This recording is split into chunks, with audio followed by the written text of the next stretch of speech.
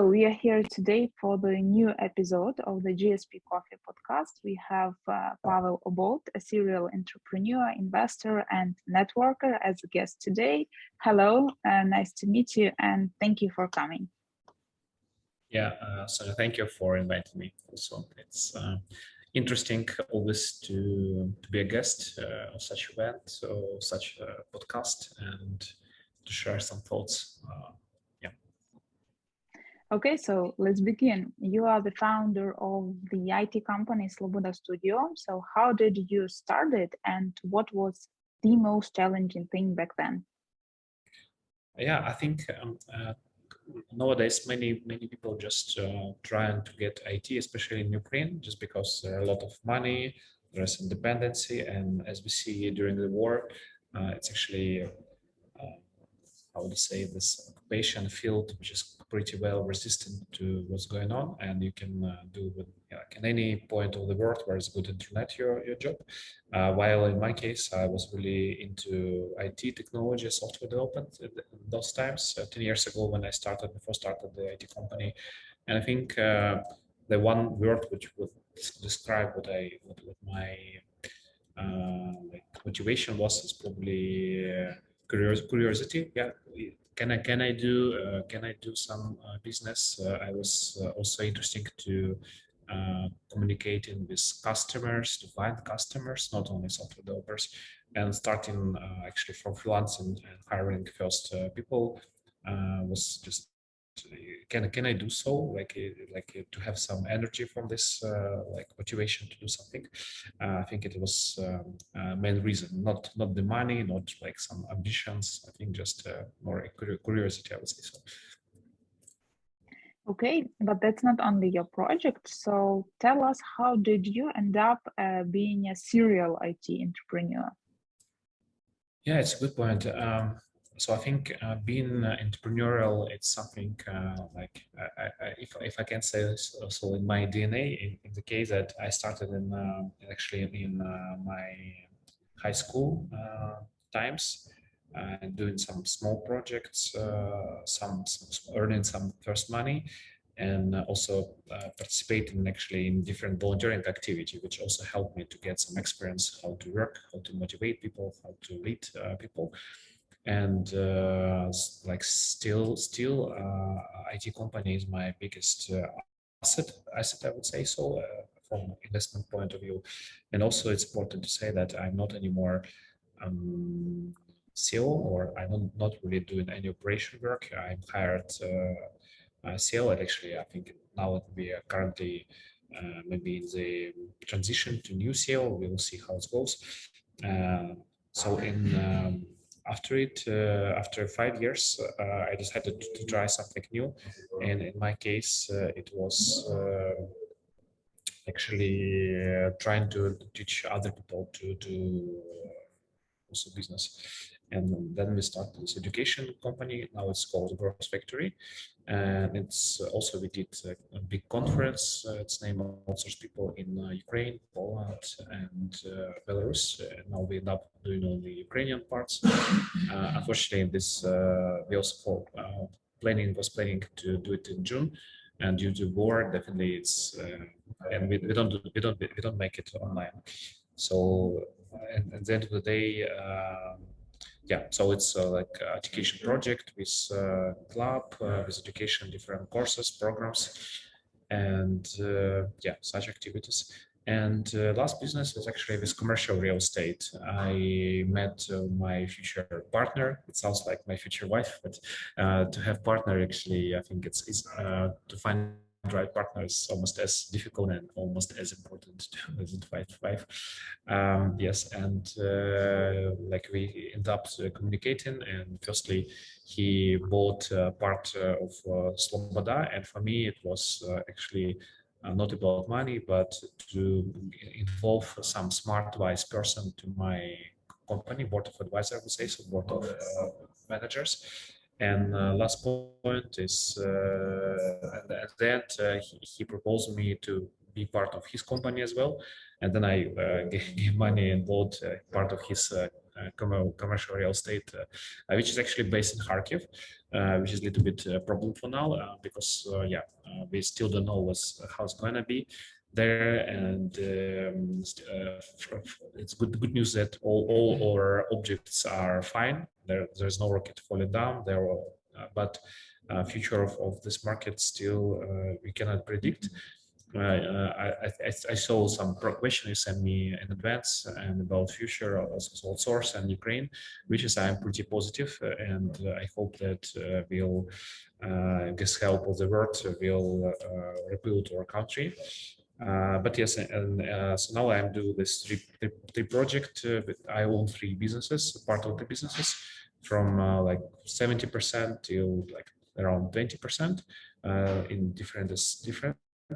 And beside this, I also do a lot of investment in like I also have more real estate objects in Ukraine, also like in stock exchange and some doing credits for other people. So this part is also interesting for me. Okay, one of your projects, Outsource People, is the largest conference on the IT service business in Eastern Europe. So how did you manage to make it that successful? Mm-hmm. Yeah, thank you for the question. I think, like from our case, desire to do something really cool, better that was already on the market. There was similar event which it's founder from Lviv, Slavchayka, and we decided to do the same, but in Kharkiv that time. And he helped me on the first stages, and then it's actually grow something bigger than something I copied for. Yeah, it was his idea to make it, but then first idea is not as important as execution. And then I found some like people. For them, it's also was like new experience, and team is also very important to do something great. And when all team members crazy about quality, about drive, what you want on the event, it's done something what people really like. And probably I can say that still in my career, in my life, maybe Outsource People is most brightest project I ever did, where there's a lot of emotion and also a lot of stress also, because when you do big event, till the end, you're not sure if everything is fine, if people will be happy.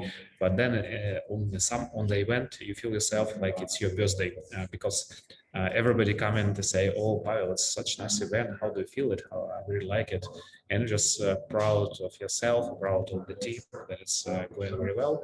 And it's really great to know that your conference helps other people to also to get some knowledge, some wisdom, and also to get some networking, some projects. Also, it's like sadness of the organizer that you really invite cool speakers, but people end up communicate with each other. They don't go pretty often to listen, but since they're all gathered and from this peer-to-peer communication, they sometimes can get more valuable information than on the stage, which is I'm fine with it.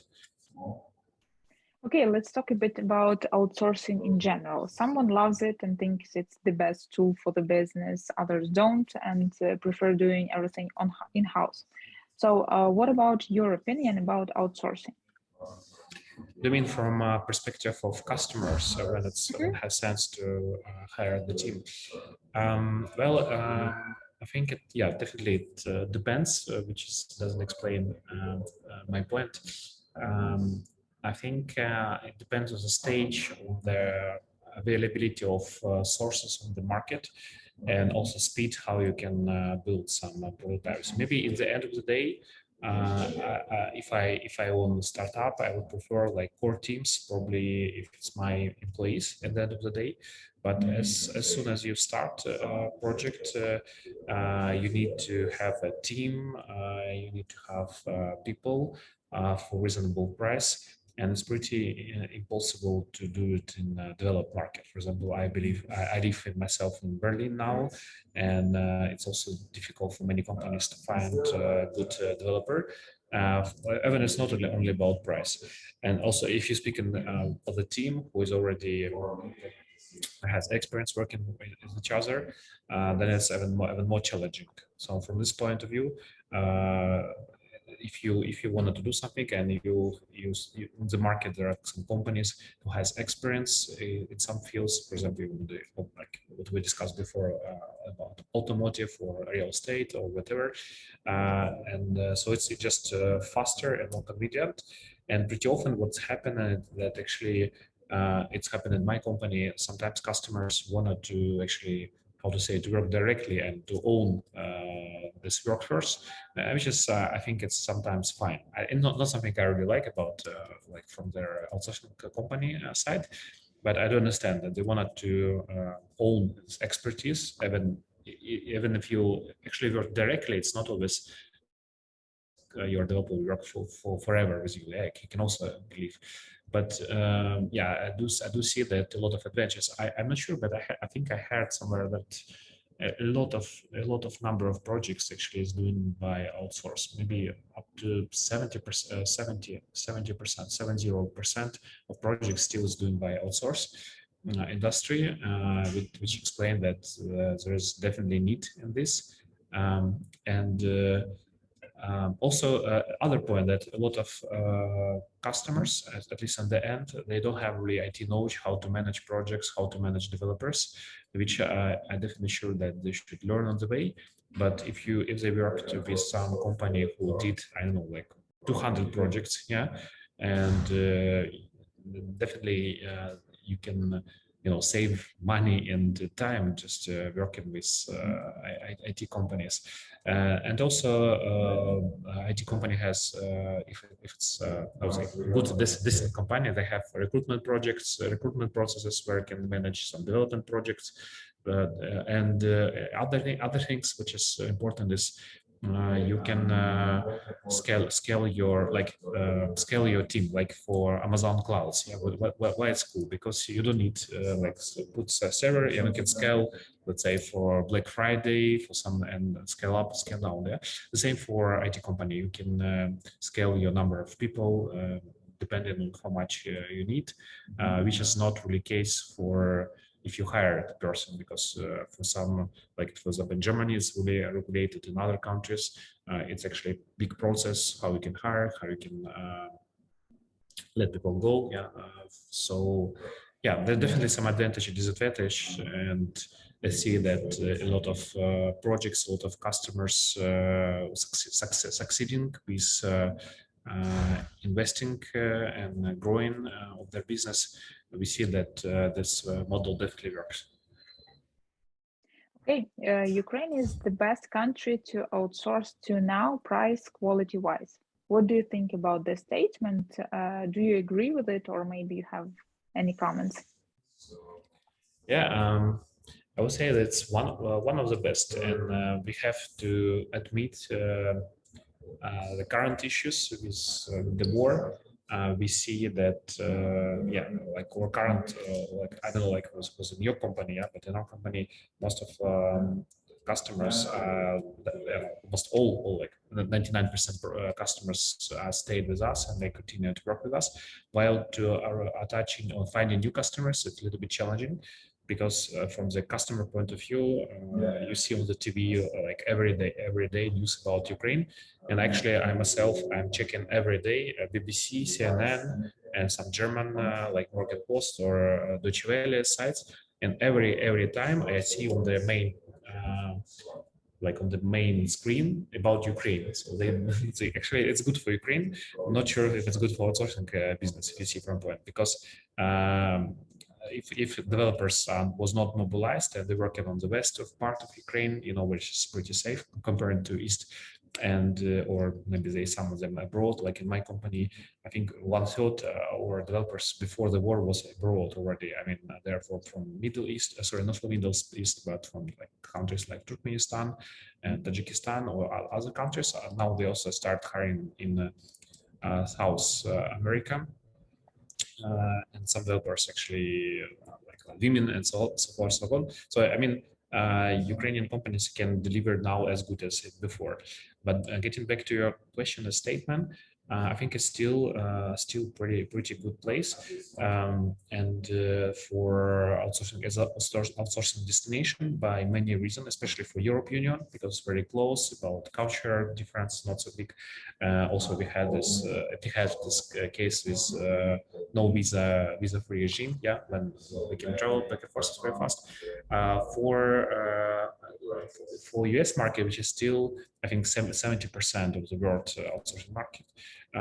Yeah, we have to fight and to this kind of South America, yeah, because they have the same time zone, and I think still advantages what we had like 10 years ago, we still own it.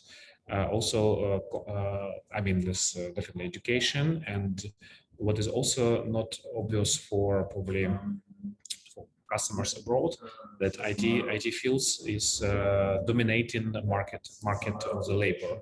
I mean, all smartest people, they want to go in IT. So you don't see it in country like even Poland or Russia, or probably, okay, Belarus is very similar. And actually it's really bad for other industries, because imagine like scientific projects, or I don't know, maybe nuclear physics or whatever. They don't see a future with nuclear physics, or even like agriculture or some. And a lot of people before war wanted to go in IT because you can earn. Yeah, it's actually crazy, because when I tell the foreigners that some young guy who can graduate from university, actually he's not even graduated, and he on the third course on university, he can earn maybe like 10 times or 20 times more than his father, who's also worked in other fields. So yeah, I'm not sure if it's only good positive thing about Ukraine, but definitely it's good for the customers to see that the best of talents work for them. Yeah, so I still think it's a really good place, and actually we see it by how IT is growing, booming still, at least before war, how many companies want to open office, and also by maturity of many Ukrainian companies, and how they actually making their place on the world. Okay, so what are the red flags in the IT market, things that indicate to the client that the company is not good at dealing with it? I mean, how to distinguish bad company from good company? Yeah. Actually, when I'm trying to feel myself and put like in the customer shoes, actually it's a little bit scary, like how to start with a outsourcing company. I mentioned that you have some budget, and then you put it on some, like almost in casino. You don't know if it works or not. So it's definitely definitely worth to invest time on choosing the right company. I believe such even places like Clutch helps trying to actually to do some work to do some selection. So I would definitely use such ratings. It's not only because we are good, we have good place in there, but definitely I see how they're trying to distinguish, yeah, and to help customers. Definitely good.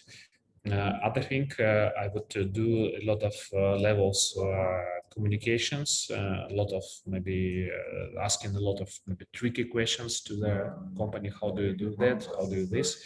Also communicating with not only with salesperson, which is definitely trying like most positive, and but ask them like, can I speak with a project manager, maybe developers who are gonna work with my project? So you should definitely understand what people. So at the end of the day, there are people from both sides, from customer side and from the IT company, and it's important that who is going on. And what I really like when I actually myself choosing some subcontractor is how open they are to their disadvantages. Yeah, if people how open they about speaking about risk, what the project. For example, one of the biggest project what we have up today was started because our project manager say no, we cannot do it. We cannot do it in this time. No, we cannot. And customer really like it, because so many so many people like lie just to get some contracts, and when actually you see that the fair answer, it really helps you. Also, yeah. I think you just have feeling, and definitely I would do like a long list, and then I will make it to the short list. And I think it's a good idea to travel if it's, I don't know if you speak about projects up to 100K or euros, and if you can for $200, definitely before war, you can like $300, you can travel and to see in face. I would do it if you have time, definitely. So just feeling is very important. Answering the right question is important. To have some expertise in case and how they respond on your like tricky questions, it really helps. So I think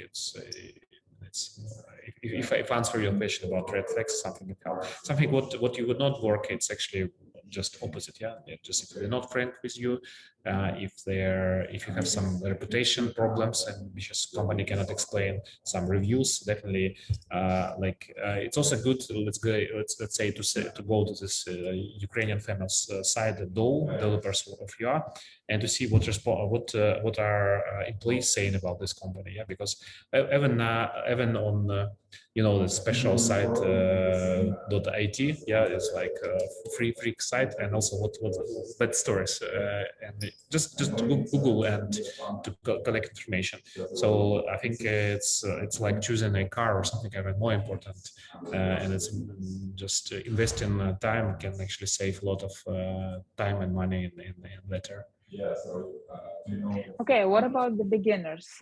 If there are any different maybe tips or tricks for them, for the company that they just started to outsource, and what they need to do.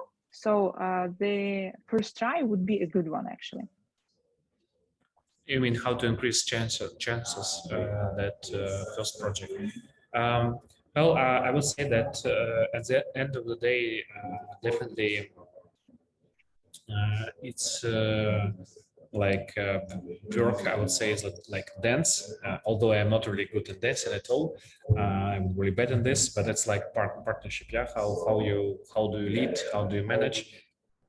And a lot of things would be depends on the customer as well. Yeah, so to build clear communication, to make some goals, customers and myself and the customers, I don't want to spend too much time on making technical requirements, and although it's very important. So I think everything what I just told before about named red flags, just how to increase more. I think just to share with your company who you work with more about your goals, ideas, just say about clear expectations. Also, you have to admit that Ukrainian culture is a little bit different from European or from American, and just you have to learn it. A lot of definitely articles about it. For example, maybe Ukrainians sometimes too direct. They're not smiley enough. They're not really used to do like feedback stuff. They're not that like positive thinking way, and actually they're saying that it's like for technical guys it's more tend to be more negative some side. So yeah, and also I think it's good if you just read 1-2 books or at least some videos how to manage projects. So if you just do it, so if you will do it on the way. And if you feel something goes not right, just say it as soon as possible. Like I don't know. Also, you can ask for the company like daily report, at least weekly report, what is going on to see. And yeah, what I definitely do is try to do some trial project. Firstly, it was with my customers because it's not that important what companies or persons say. It's more important what he does, and it explains. You see attitude, how fast. Definitely, there's like first period, which is like always is good. Like they're started, they has good relationship, and then it's problem. It's a pretty different story, but it's how we see how it goes. Maybe. yeah, maybe I know that 90% or what 90% projects are in delay compared to what's expected. It's not only about IT, also in construction and everywhere. So you should kind of be ready for this. And if it's important, if it's possible to be with this MVC framework, yeah, not MVC, sorry, what's the name of the project framework where you're trying to fail fast, yeah, to at least MVP, sorry, minimum value product. MVC a little bit different. Yeah, it really helps you to deliver as soon as possible, at least something what you can already test on the market. And at the same time, you can also be less dependable of your and be more transparent with your team of some contractors or your company who you work with, because they can actually lie you that it's almost what gonna be ready, but in reality, it's the earlier you see a result and try it, definitely would improve your beliefs in what everybody's doing. Okay, prices in Ukraine for outsourcing are more than reasonable. Why is it? What are those reasons?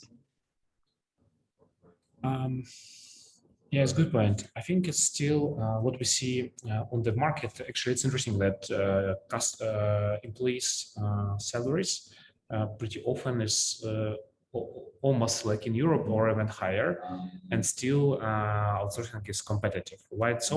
I think one of the reasons is taxing system, which is definitely, as you know, many developers work as private entrepreneurs, not actually they hired as a company, which still, as we see, and still salary is growing up, and at least before war, and I see it even now, it didn't stop. So there's still some space for prices and for this growing things, which is also can kill industry, and at the end, if your price is going to be too high, which I don't think is going to be the case. So, and also it's interesting, as we have high risk when war is finished, then a lot of developers can migrate to Europe, and at least, for example, to imagine your developer, if you have an own outsourced company, your developer goes to Poland, and then he want to work there. Then you have to compete for their prices. And it's also interesting that Polish company, even I'm not speaking about the European market, but even on the US market, sometimes they price like 2 times more, or at least 50% more. And then the question why? And I don't have really a solid answer, but I think it's also about how they market them, how they do processes. For example, even we have some customers from Poland, and they resell our developers for higher price. It's also happened, which means that talent pool, I think, in Ukraine is really cool, very nice, and definitely. But from the business side, we still Ukraine still can learn a lot of from their neighbors like Poland, maybe other. I would not actually. I think in what other also Baltic countries are pretty good in some things, but I would not say that level of moreover. And also definitely there's like local companies like in the US and Germany and UK also provides outsourcing services. And but I would not say that quality of what we deliver is worse. I think it's pretty comparable. But price, I think actually in short words, prices are still lower by two reasons. Because we should, as Ukrainian, we should learn how to do marketing and sales better, and also about processes also can be improved. The technical knowledge of Ukrainians, I think, already on the good level, and we can see it by how easily developers actually migrate as IT to Germany, US, Great Britain, and so far so on. What about outstaffers? How to hire them in a proper way? Maybe you have some tips or tricks to share. Yeah, it's an interesting point also, because hiring staffing people, actually it's very similar like hiring your own person. Definitely I would do like full interview.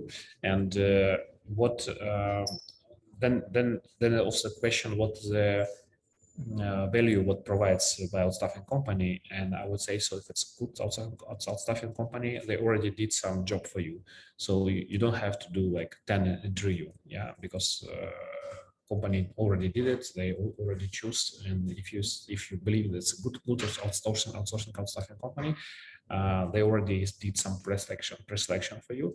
Also, again, it's advantage of flexibility. You can fire this person very, very fast. But beside this, also it's you can easily try and work like two weeks with some person to see how it goes, and scale as I mentioned some example with scalability for Amazon servers, pretty similar. You can scale or change. While we definitely know that for software developers there's a learning curve, yeah. Because if you got some developers, he can understand what's a project. You can learn some what's industrial. So maybe it's also a good idea to find a company who has similar expertise what you are thinking to work with. Okay, let's imagine that you didn't end up in IT. What would you be doing in this case? Maybe you have some other crazy dream to pursue. Well, I really like architecture, so I think to build house is somehow similar to build software, in the way that you actually build and somebody live in this house. There are some people make loves. Yeah, they just do children and or maybe some businesses.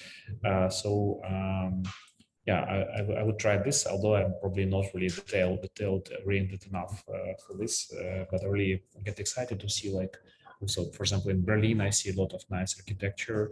I don't really like this too much modern, like Dubai. For me, it's too modern, I would say so. But I really like more Europe architecture, I would say so, old and new.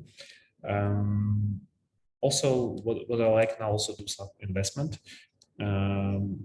Actually, I'm started doing more or less, and actually learning new businesses, understand new people, to get in touch with some new fields.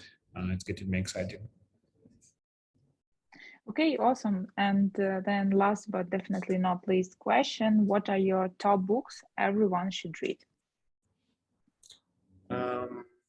Yeah, actually, I know it's a good question. I know you said me, maybe I missed this question, but like on this mice, like what on the top of my mind is think slow. What's the name? Think slow, react fast, or something like this.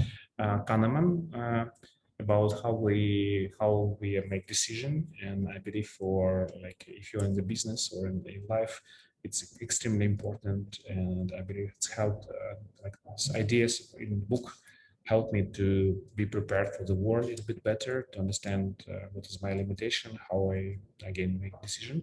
Now I'm currently reading rereading Ray Dalio principles, and I didn't expect how many really ideas what he put in his book from his investment company, how they really applicable for the business. Just really cool. It's a system what he built in the process corporates. And although he has a big team of the staff, I still believe it's good. Yeah, I think I would in business this, like two recent books that I do recommend. Also for Sapolsky, it's a professor from Stanford, like biology of good and bad. I think I like this. It sounds, or all his books about explanation or behavior, which is he compares us definitely with monkeys. And I mean, he lived with monkey in Africa and just to research them. And there's some books which is not scientific about this as well, like more histories. And to again to understanding our nature and how we make decision, how we behavior. It's also very important. Also, it's not about really book reading.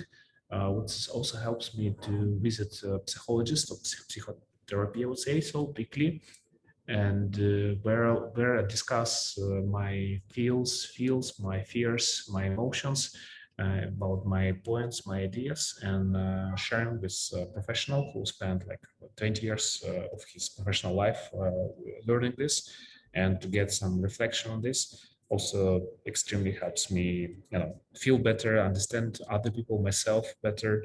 I would definitely invest money for everybody who will say for whom is important as well.